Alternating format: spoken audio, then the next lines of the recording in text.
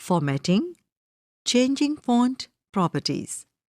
क्या आपको पता है कि आप वर्ड में मुख्तलिफ साइज़ और मुख्तलिफ तरीक़ों से टेक्स्ट लिख सकते हैं? हमें यकीन है कि आप जरूर सोच रहे होंगे कि ये कैसे हो सकता है। आप बिल्कुल फिक्र न करें, ये बहुत आसान काम है। हम आपको एक और चीज़ बताते हैं। जो राइटिंग आपको स्क्रीन पर नज़र आ रही है, उसे कंप्यूटर की ज़बान में फ़ॉन्ट कहते हैं। आइए अब हम आपको सिखाते हैं कि फ़ॉन्ट के साइज़ और टाइप को किस तरह बदला जाता है। सबसे पहले हम थोड़ा सा टेक्स्ट टाइप करते हैं। हर बार कोई नई फॉर्मेटिंग अप्लाई करने से पहले हम लिखे हुए टेक्स्ट को सिलेक्ट करते हैं। अब हम इस टेक्स्ट को सिलेक्ट करते हैं ताकि मुख्तलिफ तरह की फॉर्मेटिंग की ऑप्शंस इस पर अप्लाई कर सकें। अगर आप देखें तो आपको होम टैब के रिबन एरिया में 12 लिखा हुआ नजर आ रहा है। ये फॉन्ट साइज है। इसे बदलने के लिए हम 12 के साथ नजर आने वाले एरो के बटन पर क्लिक कर रहे हैं। हमारे सामने मुख्तलिफ फॉन्ट साइजेस की लिस्ट आ गई है। हम इनमें से अपनी ज़रूरत के मुताबिक किसी एक पर क्लिक करते हैं। मसलन हम 16 पर क्लिक करते हैं। आप देख सकते हैं कि आपका सिलेक्ट किया हुआ फॉन्ट अब 12 की बजाय 16 साइज में लिखा हुआ नजर आ रहा है। 8 नंबर फ़ॉन्ट सबसे छोटा और 72 नंबर फ़ॉन्ट सबसे बड़ा होता है। आप इस वक्त इस लाइन में 8 नंबर फ़ॉन्ट में टेक्स्ट लिखा हुआ देख सकते हैं। इस लाइन में 72 नंबर फ़ॉन्ट और इस लाइन में 12 नंबर फ़ॉन्ट में लिखा हुआ देख सकते हैं।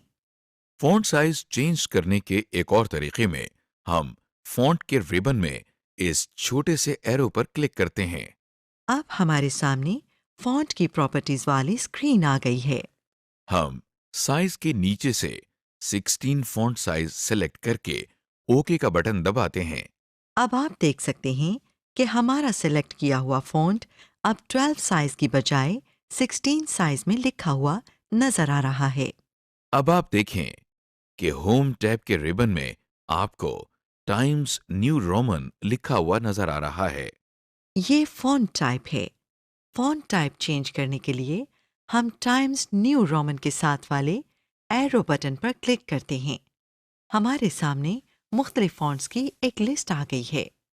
हम इसमें से कोई भी फॉन्ट चूज कर सकते हैं। चलिए आपको दिखाने के लिए हम एरियल ब्लैक चूज कर लेते हैं। चूज करने के लिए हम लिस्ट में से इस फॉन्ट के नाम पर क्लिक करते हैं। हम देख सकते हैं कि हमारा टाइप किया हुआ टेक्स्ट अब हमें एरियल ब्लैक स्टाइल में लिखा हुआ नज़र आ रहा है। फॉन्ट चेंज करने के एक और तरीके में हम फॉन्ट के रिबन में इस छोटे से एरो पर क्लिक करते हैं। क्लिक करते ही दोबारा फॉन्ट की प्रॉपर्टीज वाली स्क्रीन खुल जाती है। हम इस स्क्रीन में फ़ॉन्ट के नीचे से Arial black font type select करके ओके दबाते हैं। आप देख सकते हैं कि हमारा सेलेक्ट किया हुआ टेक्स्ट अब एरियल ब्लैक फॉन्ट में लिखा हुआ है। ये वही फ़ॉन्ट टाइप है जो कि आपने पहले रिबन बार से चूज़ किया था। अगर आप देखें तो होम टैब के रिबन बार पर दाएं तरफ आपको नॉर्मल लिखा हुआ नजर आ रहा है। ये आपको टेक्स्ट के स्टाइल के बारे में बताता है, यानी कि ये हमें बताता है कि टेक्स्ट पर कौन सी फॉर्मेटिंग यूज़ होनी है। मसलन कि टेक्स्ट हेडिंग है, टेक्स्ट स्पेसिंग में है, कि टेक्स्ट टाइटल में है, वगैरह। आप देख सकते हैं कि रिबन बार में स्टाइल के साथ पैराग्राफ और फॉन्ट के टूल बार भी मौजूद हैं। फ़ॉन्ट के टूल बार में से हम एक ऑप्शन पर क्लिक करते हैं। चलिए बोल्ड, इटैलिक, अंडरलाइन करते हैं। आप देख सकते हैं कि टेक्स्ट पर हमारी सेलेक्ट की हुई फॉर्मेटिंग अप्लाई हो गई है। Hands on exercise. स्क्रीन पर एक लाइन लिखी हुई नजर आ रही है। इस टेक्स्ट का साइज 14 और फॉन्ट स्टाइल एरियल है। आपने इस टेक्स्ट का साइज 20 और स्टाइल टाइम्स न्यू रोमन करना है। सबसे पहले इस टेक्स्ट को बताए हुए तरीके से सेलेक्ट करें। अब आप होम टैब में फॉन्ट मेन्यू के अंदर नीचे दाएं जाने मौजूद छोटे से एरो पर क्लिक करें। जो डायलॉग बॉक्स आपके सामने है, उसमें पहली टैब में फॉन्ट के नीचे दी गई ड्रॉप डाउन लिस्ट से टाइम्स न्यू रोमन सिलेक्ट करें। इसी डायलॉग बॉक्स में दाएं जानिब ऊपर साइज की ड्रॉप डाउन लिस्ट से 20 सेलेक्ट करें। तो इस तरह आपने दिए गए टेक्स्ट का फॉन्ट और साइज तब्दील कर दिया है। एम्बोल्डनिंग, अंडरलाइनिंग एंड इटैलिक्स। आपने गौर किया होगा कि जब हमने टेक्स्ट का स्टाइल बदला था तो वो मोटा और टेढ़ा हो गया था और उसके नीचे एक लाइन भी आ गई थी। टेक्स्ट को मोटा करने को टेक्स्ट को बोल्ड करना कहते हैं। टेढ़ा करने को टेक्स्ट को इटैलिक्स में लिखना कहते हैं। और टेक्स्ट के नीचे लाइन लगाने को अंडरलाइनिंग कहते हैं। ये तीनों फॉर्मेटिंग एक साथ और अलग-अलग भी इस्तेमाल की जा सकती है। ये तीनों तरह की फॉर्मेटिंग इसलिए ज़रूरी है क्योंकि अक्सर हमें अपने काम में कोई टेक्स्ट का हिस्सा नुमाया या बाकी हिस्सों से अलग दिखाना होता है। आमतौर पर आप रजिस्टर में पेंसिल, मार्कर या हाइलाइटर के साथ ये काम करते हैं, लेकिन वर्ड में आप ये काम आराम से फॉर्मेटिंग्स इस्तेमाल करके कर सकते हैं। आइए हम ये तीनों फॉर्मेटिंग के तरीके सिखाते हैं। सबसे पहले हम आपको टेक्स्ट बोल्ड करना सिखाते हैं। टेक्स्ट बोल्ड करने के लिए अगर टेक्स्ट पहले से लिखा हुआ है तो हम इसे सेलेक्ट करते हैं। फिर हम रिबन टूल बार में लिखे हुए बटन बी पर क्लिक करते हैं। आप देखें कि हमारा सेलेक्ट किया हुआ टेक्स्ट मोटा यानी बोल्ड हो गया है। और अगर टेक्स्ट लिखना है तो फिर हम पहले रिबन टूल बार में लिखे हुए बटन बी पर क्लिक करते हैं और जो टेक्स्ट हम अब टाइप करते हैं वो बोल्ड में टाइप होता है। टेक्स्ट को बोल्ड करने के एक और तरीके में आप कंट्रोल और बी की कीज को एक साथ दबाएं। टेक्स्ट बोल्ड करने के आखिरी तरीके में अगर टेक्स्ट लिखा हुआ है तो उसे सेलेक्ट करके हम फॉन्ट के रिबन में इस छोटे से एरो पर क्लिक करते हैं। क्लिक करते ही दोबारा फॉन्ट की प्रॉपर्टीज वाली स्क्रीन खुल जाती है। इसमें फॉन्ट स्टाइल के नीचे से हम बोल्ड पर क्लिक करके ओके दबाते हैं। जरा देखिए कि कैसे जादू की तरह टेक्स्ट बोल्ड हो गया है। टेक्स्ट इटैलिक और अंडरलाइन करने के लिए भी यही तरीका इस्तेमाल होता है।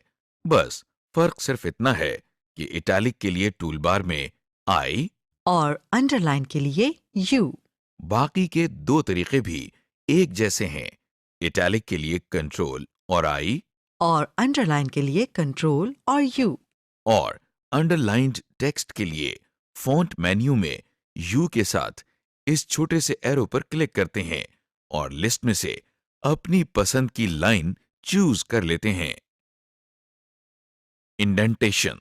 रजिस्टर में पैराग्राफ शुरू करने से पहले आप लाइन में थोड़ी सी स्पेस तो छोड़ते ही हैं। इसी तरह आप वर्ड में भी स्पेस छोड़ सकते हैं ताकि पता चल जाए कि नया पैराग्राफ शुरू हो रहा है। ये करने के लिए आप टैब की दबाते हैं। टैब की दबाते ही ब्लिंकिंग लाइन आगे चली जाती है, जैसा कि आप स्क्रीन पर देख सकते हैं। ऐसे करने को हम कंप्यूटर की जबान में इंडेंटेशन कहते हैं। लाइंस के दरमियान अपनी जरूरत के मुताबिक हम साइज के गैप्स छोड़ सकते हैं। इन गैप्स को लाइन स्पेसिंग कहते हैं। लाइन स्पेसिंग लगाने के लिए हम टेक्स्ट सेलेक्ट करने के बाद रिबन के पैराग्राफ मेन्यू में इस आइकॉन पर क्लिक करते हैं। हमारे सामने लाइन स्पेसिंग की लिस्ट खुल गई है। इसमें हम अपनी जरूरत के मुताबिक स्पेसिंग सेट कर देते हैं। Hands on exercise. स्क्रीन पर आपके सामने अलहदा-अलहदा लाइनों में 4 अल्फाज दिए गए हैं। इनमें से हर लफ्ज पर मुख्तलिफ फॉर्मेटिंग अप्लाई करना है। सबसे पहले लफ्ज के शुरू में कर्सर को लाकर टैब की प्रेस करें और इस लफ्ज से पहले लाइन में थोड़ी सी स्पेस बनाएं। दूसरी लाइन में मौजूद लफ्ज को बोल्ड करना है इस लफ्ज को सिलेक्ट करें और फिर होम टैब में मौजूद फॉन्ट मेन्यू से बी को क्लिक करें। तीसरी लाइन के लफ्ज को इटैलिक करना है। इस लफ्ज को सिलेक्ट करें और फिर होम टैब में मौजूद फॉन्ट मेन्यू से आई को क्लिक करें। चौथी और आखिरी लाइन के लफ्ज के नीचे लाइन लगानी है। इस लफ्ज को सिलेक्ट करें और फिर होम टैब में मौजूद फॉन्ट मेन्यू से यू को क्लिक करें।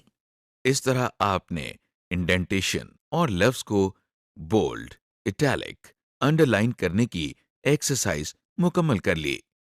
Using formatting of a selected text for more text. आखिरी तरीके में हम सेलेक्ट किए हुए टेक्स्ट पर राइट क्लिक करके कॉपी करने के लिए कॉपी पर क्लिक करते हैं। और कट करने के लिए कट पर। जब हम कोई टेक्स्ट कॉपी या कट कर लेते हैं तो फिर वो क्लिपबोर्ड में से डॉक्यूमेंट में जाता है। टेक्स्ट इंसर्ट करने के लिए हम उस जगह पर जाएंगे जहां पर इसे इंसर्ट करना है और फिर हम कंट्रोल और वी की कीज एक साथ दबाते हैं और टेक्स्ट क्लिपबोर्ड में से उस फाइल में आ जाता है। या हम होम के टैब से जाकर पेस्ट पर क्लिक करते हैं और टेक्स्ट क्लिपबोर्ड में से उस फाइल में आ जाता है। या हम उस जगह पर राइट क्लिक करके पेस्ट दबाते हैं और टेक्स्ट क्लिपबोर्ड में से उस फाइल में आ जाता है। अगर कोई टेक्स्ट मिटाना हो तो उसके लिए हम बैकस्पेस या डिलीट की कीज इस्तेमाल करते हैं। डिलीट की ब्लिंकिंग लाइन से आगे के टेक्स्ट और बैकस्पेस की ब्लिंकिंग लाइन से पीछे के टेक्स्ट को मिटाने के लिए होता है। डेटा सेलेक्ट करने के बाद हम बैकस्पेस या डिलीट की कीज दबाकर इसे खत्म कर सकते हैं। Changing text colours. आप जब कुछ हाथ से लिख रहे होते हैं तो मुख्तलिफ रंगों या कलर्स में लिखने के लिए आप मुख्तलिफ कलर्स के पेन्स या मार्कर्स या हाइलाइटर्स इस्तेमाल करते हैं। वर्ड में भी आप मुख्तलिफ कलर्स में टाइप कर सकते हैं। ये करने के लिए आप फॉन्ट का कलर चेंज करते हैं।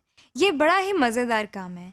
आइए अब हम देखते हैं कि हम अपने डॉक्यूमेंट में कैसे रंग बरसा सकते हैं। कलर चेंज करने के लिए हम लिखे हुए टेक्स्ट को सेलेक्ट करते हैं। फिर हम रिबन में फॉन्ट के मेन्यू में ए के साथ वाले एरो बटन पर क्लिक करते हैं। क्लिक करते ही हमारे सामने एक लिस्ट आ जाती है। इस लिस्ट में आपको बहुत से रंग नजर आ रहे हैं। हम इनमें से कोई एक कलर पर क्लिक करके चूज करते हैं।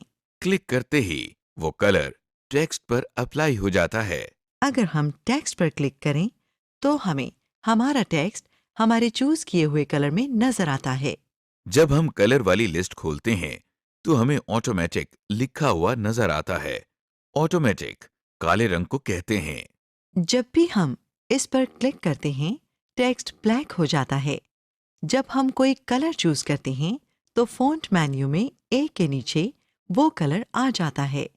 ये इसलिए होता है कि अगर हमने किसी और टेक्स्ट पर भी वही कलर इस्तेमाल करना हो तो हम लिस्ट खोले बगैर सिर्फ ए दबाकर टेक्स्ट पर वो कलर अप्लाई कर सकते हैं।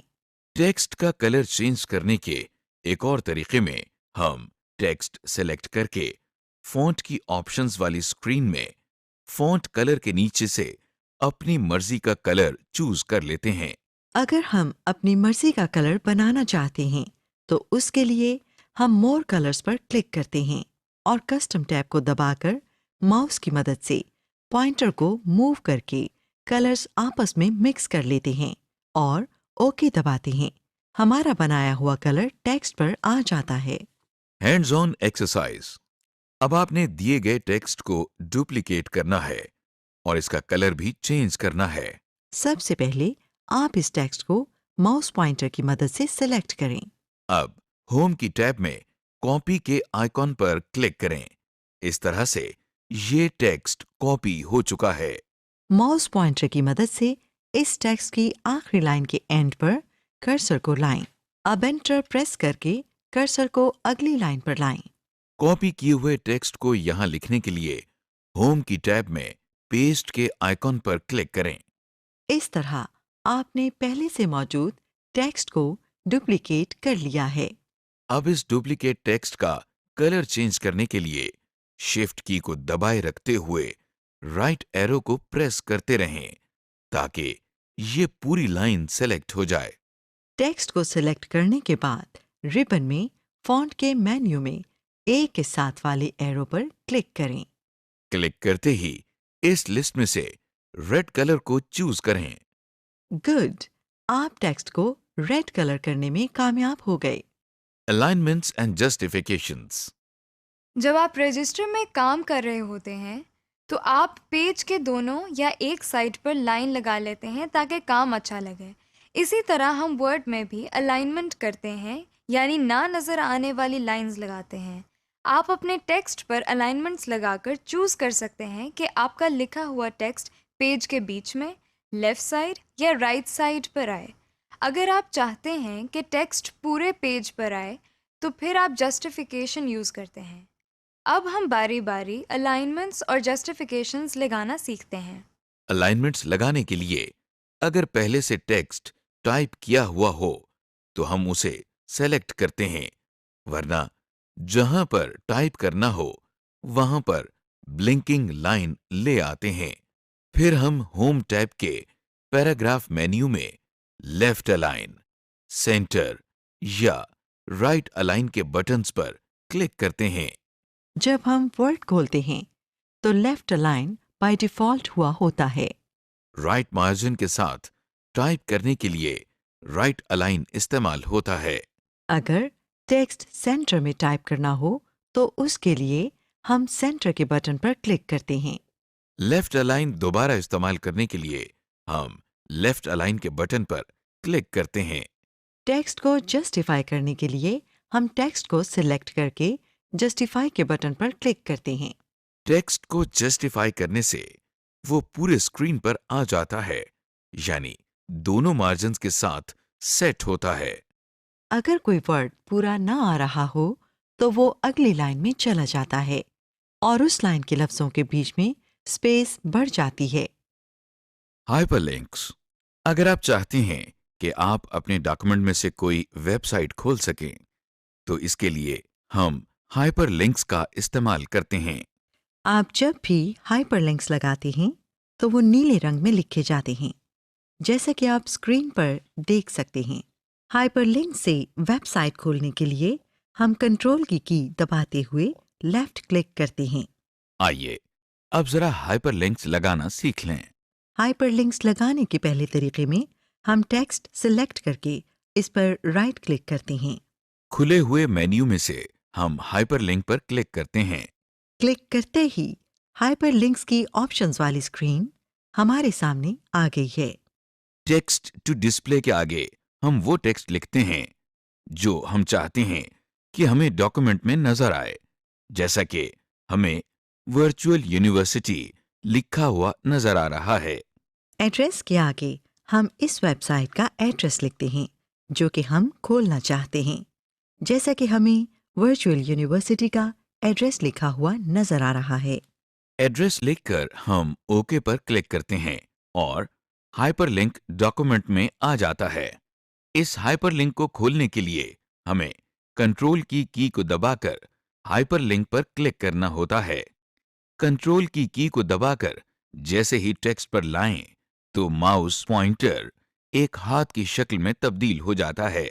देखें कि जैसे ही हम हाइपरलिंक पर क्लिक करते हैं तो वर्चुअल यूनिवर्सिटी की वेबसाइट खुल जाती है।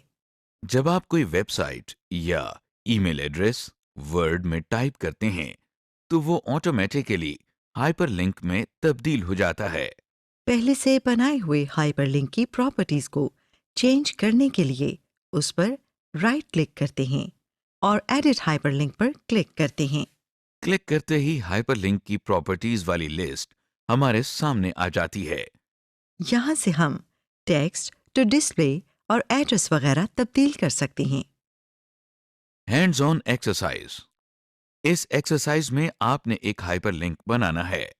सबसे पहले दी गई स्क्रीन पर हायर एजुकेशन कमीशन टाइप करें। अब इस टेक्स्ट को सिलेक्ट करके इस पर माउस से राइट क्लिक करें। इसके बाद दी गई लिस्ट में से हाइपरलिंक पर क्लिक करें। हाइपरलिंक की प्रॉपर्टीज वाली